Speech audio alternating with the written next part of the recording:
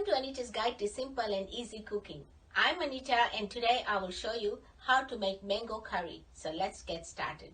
I've got here 6 ripe to semi-ripe mangoes which I have peeled, some hot water, 1/4 cup of sugar, 3 tablespoons of oil, 6 cloves of crushed garlic, 1 teaspoon of chili powder, 1/4 teaspoon of Asafoetida or Hing, 1 tablespoon of curry powder, 1 medium onion which I have chopped, half a teaspoon of turmeric, 2 sprigs of curry leaves which I have chopped, half a teaspoon of cumin and mustard seeds, and salt to taste. Cut all the flesh from the mangoes and put them in the dish, including the seed, which is optional. Place a pot on medium heat, add oil and heat it.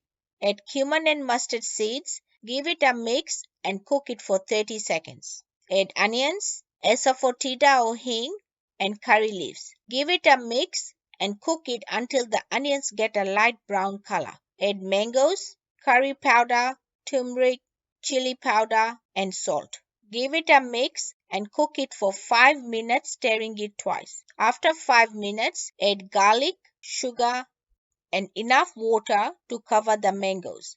Give it a mix, put a lid on, leaving a small gap, and cook it for 20 minutes, stirring it frequently. After 20 minutes, give it a mix and taste your salt and the sweetness. Turn the heat off and garnish it with some fresh or frozen coriander leaves.